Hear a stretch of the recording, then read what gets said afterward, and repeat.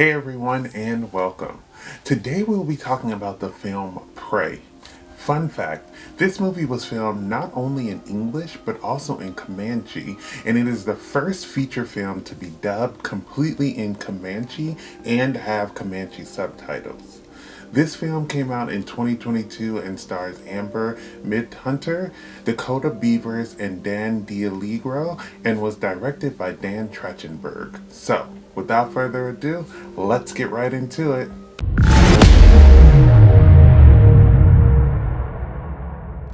Prey tells the story of Naru, who comes face to face with a predator and must find out a way to stop it before it kills everyone.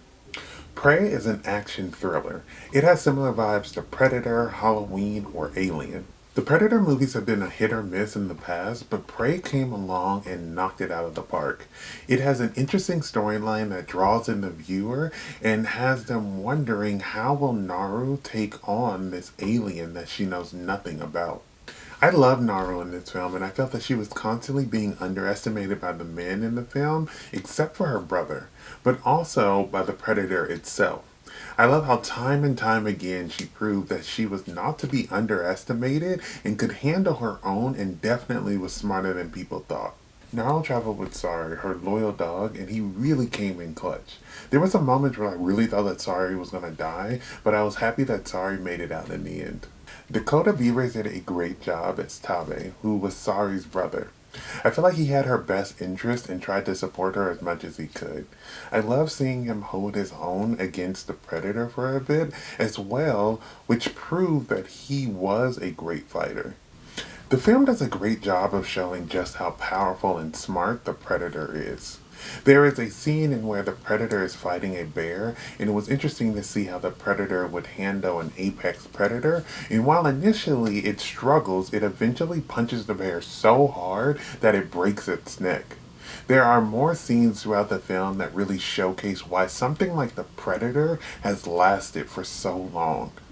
Having the movie set in the 1700s in the wilderness was such a great idea. I think it helped show that whether the film is set in the past or the present, defeating the predator is not based off of technology, but instead it's based off of how smart you are. And one thing that Naru proves is that she is smarter than most.